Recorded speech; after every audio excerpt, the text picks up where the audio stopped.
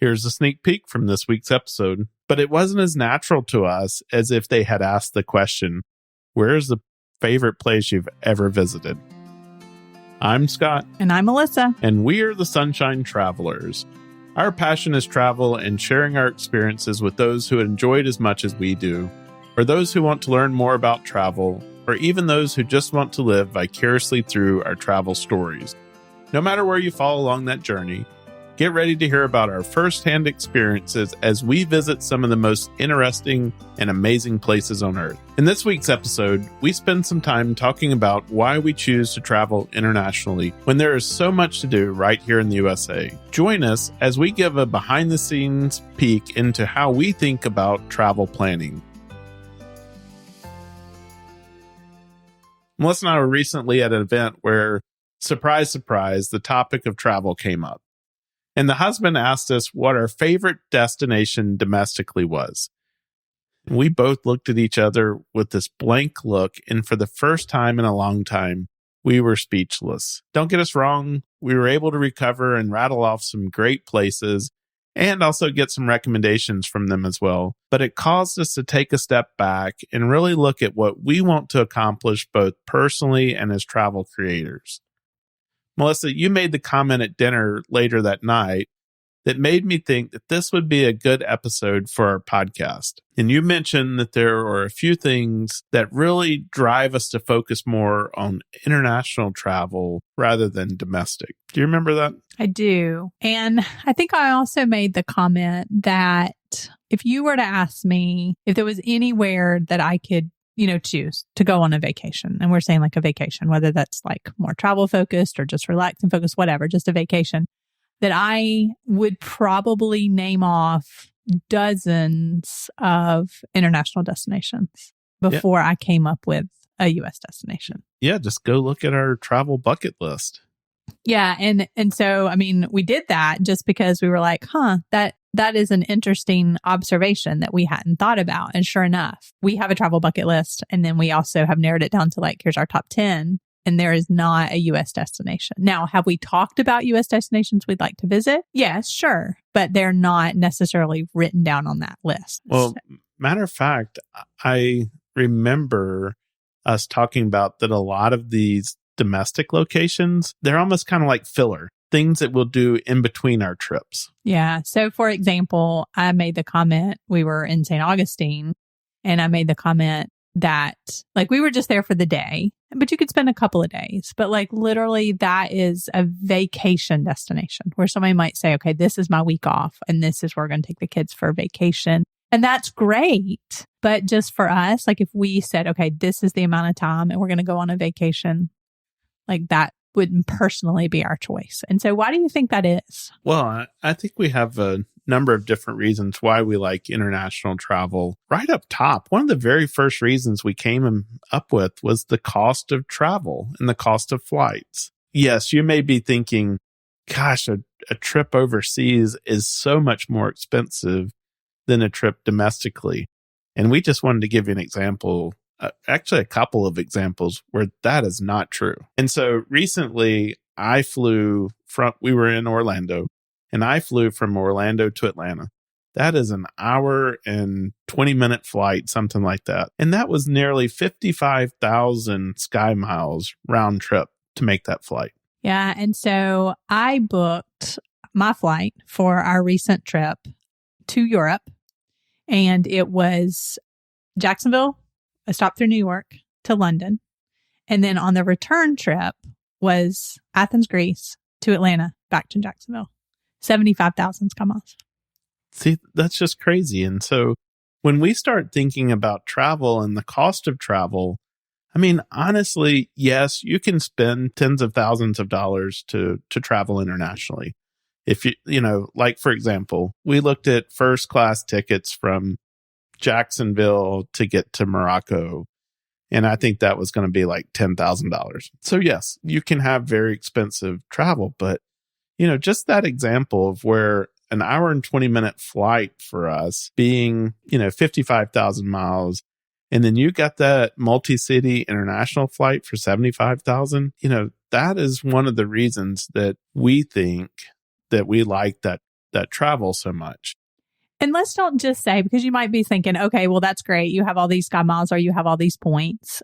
And Sky Miles probably are not, we know, is not the best redemption of points, right? But if you have them, you got to use them for Delta. But let's just talk about some prices. And so just give an example. So if you follow us on Instagram, occasionally I'll share out some of these travel deals that I see on these sites that I follow.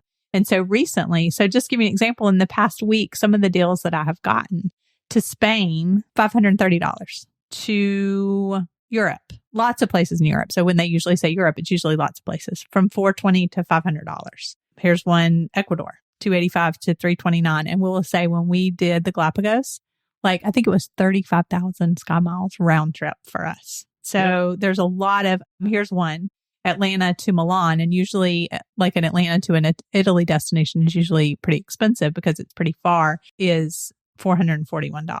So like, starting there. And so a lot of times when you book, so you book a lot more domestic travel, even if it's for work where you pay money for it, they're in between the $500 and the $1,000 range, wouldn't you say, for domestic travel typically?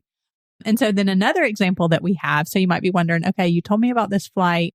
So how did you get from London to, how'd you get from London to Athens, Greece? And so we did some Inner Europe airlines, and we've done that a whole lot, right? Because we found that it's just a lot better redemption, or a lot cheaper, and to not use miles and things like that. So we actually, all of us flew, took the train, ended up in Frankfurt. We all 6 of us that were on the trip flew from Frankfurt to Athens, Greece with our baggage, having to pay for baggage, 6 people for less than $600. Yeah. Not one ticket, not each, but 6 people. So when you think, like, you just can't assume that just because it's in the US, like it's a lot cheaper. And these deals come in constantly. And I have a couple of them that I watch. Going is one, Thrifty Traveler is one, constantly looking at those. And so then the other thing is like, yes, if you have like a very specific time and a very specific location, but if you're kind of open and you have all these ideas on your bucket list, and we've talked about that, that can be a great way to say, okay, this fits into my schedule. So that's just one example. But it's not just the cost of flights. It's also the cost of hotels. Yeah. We found that like the reward redemptions in Europe go a lot further than they do in the US. Like, you're going and staying in a Courtyard by Marriott here in the States, and you could pay, $35,000 to $75,000 for not even a 4-star hotel, right? And redemption of points. And then, even dollar values, I'd say like on the cheap side, one of those is going to be $130 or something like that. But you take that same and go overseas, and your redemptions go a whole lot further. And one of the examples that I had was in South Africa. Matter of fact, the cost of a Marriott property hotel in South Africa was so cheap that it wasn't even a good redemption of our points, because just paying for it outright in cash was so cheap. Yeah. Like what? Like just a little over $100 a night, 100 US dollars. And I mean, you just can't even touch that for any kind of property in the US, hardly anymore. And another example, and this was the example that I told them, I said, have you ever thought about going to Greece? She mentioned they would love to go to Croatia. And I said, we enjoy going to Greece. We stayed at a place once we got there. Luxury penthouse place, elevator, swimming pool, 3 bedrooms, full kitchen, 3 levels. I guess 2 levels, 3 levels, 2 levels. What would you think it would cost to rent something like that in Florida? Like, let's say on 30A, or in Miami, it'd be thousands of dollars a night. And it was less. Views of the water. Oh yeah. Views of the water on all the sides, views of the mountain in the back, less than $500. And that was a splurge for us. But, we had, extended family. Right. And so we needed the space. That was a bit of a splurge, even in Greece. We could have found somewhere cheaper, but you just couldn't even touch something like that in the US for that amount. Yeah, true. You probably could have found somewhere cheaper. But I mean, think about it. If we had to have multiple hotel rooms, right? And especially sometimes when you travel, it's hard to get big enough rooms for a family. Mm-hmm. And if we'd had to have multiple hotel rooms, we would have easily paid close to that. Yeah. So just, saying, okay, well, this is a good value. And so it's just not only, okay, I can get it for cheaper. It's just like the quality of what you can get as well, as an example. And then one of the other things that I talked about is, later this week, I'm going to be traveling for work and I have to go out west. And, it's going to take me the whole day to get there. And so some people might push back and say, yeah, but the shortest flight from here to, one of the gateway cities in Europe, 6 to 8 hours, right? Those would be the shortest flights. Well, it's going to take me that long or longer to get out west later this week. Yeah. And I think sometimes too, when you fly overseas, like it counts the overnight. And so it doesn't seem like it's that much time. And then and then when you come back, like you're flying during the day, but I mean, yes, it takes the day, but just because of the time, then you get back at night or whatever. So yeah, I mean, it eats up a lot of time. And so an example of that is like, we wouldn't think, so we're on the East Coast, right? So it's difficult for us to go outside these places out west that we might want to travel to because of what you said. We can't go visit Arizona and the Grand Canyon for a weekend trip. Right. Right. But another example that I thought about is that several years ago, you were working in the northern part of the UK. And so like we were set up in a certain place, like during the week, right? And on the weekends, we would say, okay, we're going to go explore these other places. So from there, we could fly to Amsterdam for the weekend, right? Inexpensive. I think you said it was what, like $49 each way. Yeah. And then a couple hours, like I remember us getting up fairly early, but we could get to Amsterdam in time for breakfast. We could spend the whole day Saturday, the whole day Sunday, come back kind of late at night, right? And be in a completely different place. You gave the example in the last episode that might be of value to share here. Is the size of the UK, for example, is the same as the state of Oregon or the state of Ohio as well, right? So those are similar in size. So just thinking about, even if you are in Ohio, right, to be able to go and see and do, like you can explore this whole, country, or how easily you can move from London to Paris or all these other places. Well, and we're no different than anybody else. We tend not to travel in our own backyard. Right. So you mentioned going out to the Grand Canyon. Well, there's tons of stuff that we've never done just right here in the state of Florida. And we could spend every weekend traveling and doing something new. But most people just tend not to do that. You don't travel in your own backyard. Yeah, that's true. Different from when you are actually traveling. Yeah, look, there's lots of springs and stuff like that in Florida. But I would say, like, if you weigh the time component, right? So the time you have to take off, or whatever, especially if it's a vacation, and the money component of it. And I were to have to pick, right? If I could have a extended week. So we like to do like 9 days, for example, like at the very minimum. And I could pick anywhere to go. Like the top of my list is going to be an international destination, just if I weigh both of those things. And I think that's because we enjoy new experiences. And when we go to Barcelona, as an example, we like the tapas there. We love the fact that they eat later in the evening so that we can go off and explore and do stuff during the day, have time to come back, change, maybe rest a little bit, and then go out to dinner. We love new experiences like driving in the UK, Scotland, or Ireland, where you're on the opposite side of the car, on the opposite side of the road. We're not thrill seekers where we're jumping out of airplanes and cliff diving and stuff like that. But we do love the new adventure that you would get from a road trip in a foreign country. And, just being able to take the train from one city to another, that's something that you don't have here in the US. And so I think those are the things that we really like about traveling internationally that excites us more than traveling domestically. Yeah. The other thing too about that is a lot of times in the US, it's so spread out. So even if you are driving, unless you have a specific, like, let's say road trip planned, right? Where you're driving to this and then spend the night and then we're going to see this and that. It's very hard to say, okay, we're just going to stop by and see, this state park or this landmark or whatever, because it could be like way out of the way compared to what we talked about in the last episode in the UK. Okay, if you're traveling from London and you're going to the Cotswolds, we'll stop by and see the town of Oxford. Or if you're going to Bath, we'll stop by and see Stonehenge, right? And so it's just like a lot more doable, where in the US, like it's, driving wise or whatever. Even for us, we, in the episode about that we talked about where we went to the Grand Canyon, getting from where we were in Scottsdale, to Flagstaff to take the train, but it took like several hours, right? So then planning for that and then, not getting to Flagstaff in time to, really see anything or do anything, or then driving back from the, just the time factor of, driving to see and do those things. And you can't do those in a weekend or a long weekend and really see that effectively. And one of the last things I think that we would just add in is this whole concept of history, right? The age and history of all the buildings across Europe and the Middle East and other places. We just don't have anything like that here in the US. And, one of our favorite stories is there's this restaurant in Madrid that we like to go to.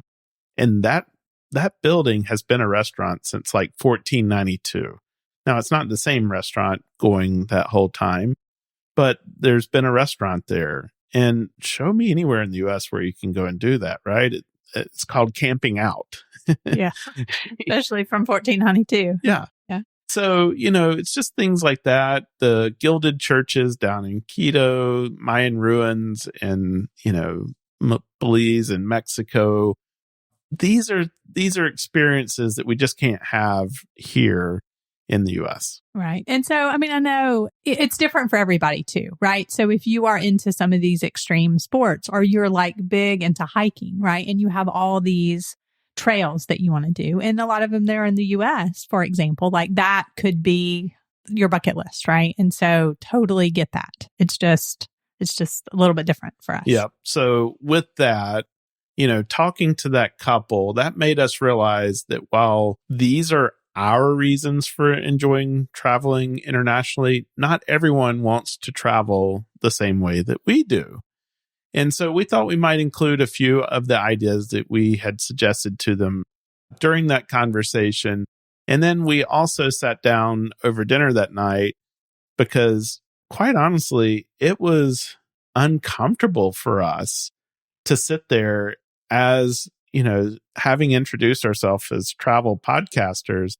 And when they came with that question about what's your favorite, place to travel domestically, and we were just kind of like, now, granted, to them, it probably didn't seem that way because, like I said, we had recovered fairly quickly on that one and was able to spit off some places. But it wasn't as natural to us as if they had asked the question, where's the favorite place you've ever visited? Yeah, that's true. Right. Yeah. Because then, of course, it's always an international destination for sure. The other thing I wanted to point out before we kind of get into this list is she mentioned something that I thought was very interesting. They are also from Florida.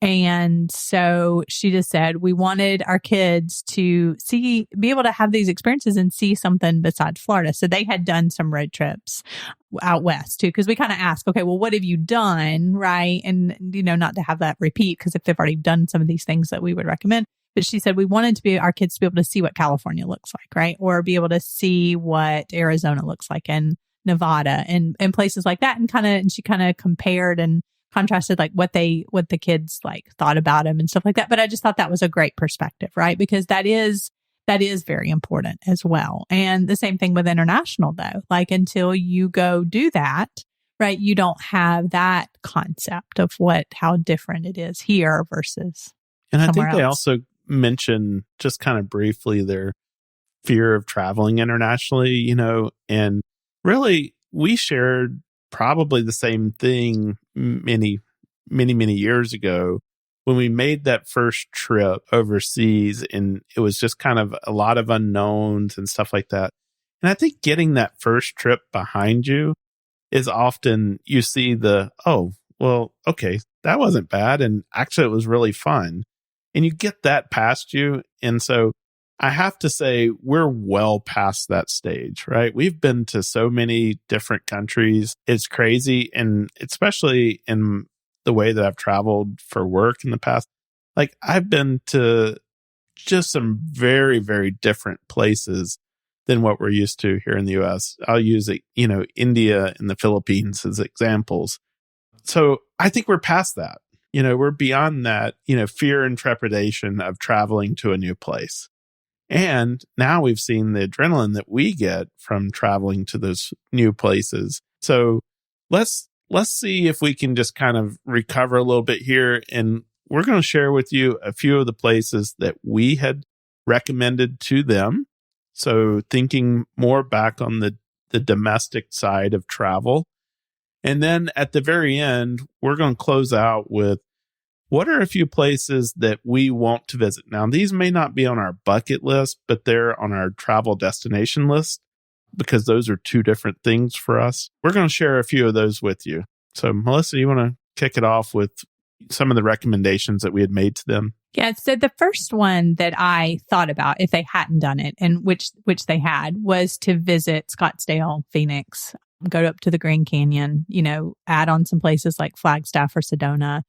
If they had time, go up into Monument Valley, over to Saguaro National Park, because that's just a great, place for, everybody to see the Grand Canyon and to experience some of those different things. There's lots of museums and, zoos and just all kinds of things that you can do, and plus the national parks. And if you had a week or, 9 days, the way that we kind of define a week when we're traveling, both weekend days and then the week in the middle, right? So in those 9 days, you could definitely cover off all of that at enough detail, right? Obviously, there's going to be some places that you say, oh, I wish we had had more time to spend here. When you do that, it's a great trip, right? Yeah. And our saying is always just tuck it back on the list, go back again, right? And when you're looking for that place and you want to go back and do somewhere kind of familiar, but a little bit different, go back to those places where you say, oh, I wish we'd had more time. Yeah. And we can point you in the direction of where we talk about that in detail, especially if you are interested in doing the train into the Grand Canyon. And so we talk about that in detail back in episode 41. Well, another place that we would recommend, and we did this one year for my birthday, but we went out to Palm Springs, stayed in the Palm Desert, and then went to Joshua Tree National Park. And I think that's something they said they hadn't heard of. Yeah, she said she hadn't heard of it. I think that he had said, "Oh yeah, I'm familiar with it." So, but that was just, that's a neat trip, and that's one that you could really do. If you had, you wanted to have some relaxing time by the pools. It's not beach, but I will say in this case, if you had a whole week, you could combine it with a trip to LA. We flew in and out of LA. We went to Disneyland for a day on this particular trip, but you could go to the beach. You could do some of the LA stuff, some of the beaches there, and then head over into Palm Desert and Joshua Tree. You need to rent a car and do that, but be hot in the summer. I think we did this in December, but yeah, unfortunately, we do not have a podcast episode on this particular one, but that was one that we suggested. And so that kind of piqued their interest because like you said, they said that they had not heard of that. And they seem to be kind of more interested in like the national parks and stuff like that. So I think that's the other thing that you have to take into consideration is, what are your travel preferences? And we've got a great episode where we're like 20 questions on what kind of travel do you like and what do you prefer. And so that might be a good start if you're wondering. Go back, listen to that episode, and then you can start to pinpoint some places that you might want to visit. But another place that we do enjoy going to is Napa and Sonoma. Yeah, that probably wouldn't have been a suggestion for them because they really were looking for a place for kids. But yeah, Napa and Sonoma for sure. Yeah, just a couples getaway for a nice, maybe an extra long weekend where you have 3 or 4 days that you can spend there. That is a great location. And we've got an episode out there as well on that one. And we talk about, if you're going to drive, you might want to do this, or a great option for doing Napa and Sonoma is to hire a driver for the day. Yeah. And can't go to Tuscany. I think Napa and Sonoma would be a great thing to do because there are, some very beautiful landscapes, right? And some of those wineries and those vineyards just have outstanding, places that you can relax and look out and stuff too. Yeah, and I think the best times to visit those are kind of late spring, early fall. Yeah, and then the fall and they do the harvest, which we have actually never done that. But yeah, so we talk of that. extensively in episode 33. So if you're interested in planning a trip to Napa and Sonoma, that would be the place to go. Well, let's talk a little bit about some ideas that we're considering that would excite us for travel in the U.S. So like I said, these aren't necessarily on our bucket list of places that we've got to do before we die, right? Definition of a bucket list, but they are some travel destinations that we have written down, places that we want to visit. Maybe they're tuck-in trips, maybe they're filler trips for us. So let's jump into that. Yeah. So specifically, that couple talked about taking their kids. Well, they'd actually done, I think, a long trip. I think it had been like through Nevada and seeing the Grand Canyon and all that, and then up into California as well. But I would like to do the Pacific Coast from the Northern California up into Oregon, Seattle. I know that, your brother and sister-in-law did that several years ago and just raved over just the variety of experiences and scenery that you can see and do there. And we did to do that. We did little small parts of that as well. In Oregon, yeah. Yeah. They also, maybe we need to have them on an episode because they've done, a lot of these places. But they told us about Mackinac Island. And honestly didn't know anything about Mackinac till they went there and they were telling us about it. But this is a place that has no cars. So I think you had the choice of bicycle or horse and carriage. Yeah, horse-drawn carriages. And so the only other place that I have ever been where there's no vehicles is the island of Idra, just off the coast, just right off the coast of Athens, that you take a ferry over to. And they have donkeys if you, have a donkey ride or whatever. So, well, yeah, that's true. So a few cars on the island. A few cars. Most people had golf carts. Most of them were like delivery trucks and stuff like that. Yeah, that's true. So, but Mackinac Island, very romantic looking destination. Probably is a romantic trip. That's a good one to go do. But then also, we definitely have had many conversations about wanting to tour more of the national parks. Now, Melissa grew up with her family going to a lot of national parks, doing a lot of camping and stuff like that. That's not something that my family did growing up.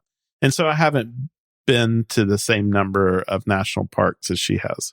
Yeah, but most of ours were on the East Coast, right, as well. And so we spent a lot of time there instead of, because we didn't fly.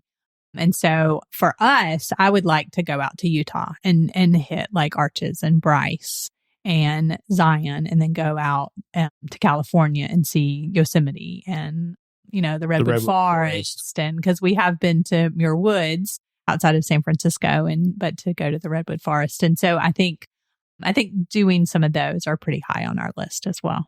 Yeah. And a few weeks ago, we talked to a fellow podcaster and author, Dean Klinkenberg, and he actually has us now interested in exploring some of the Mississippi headwaters, like Itasca State Park in Minnesota.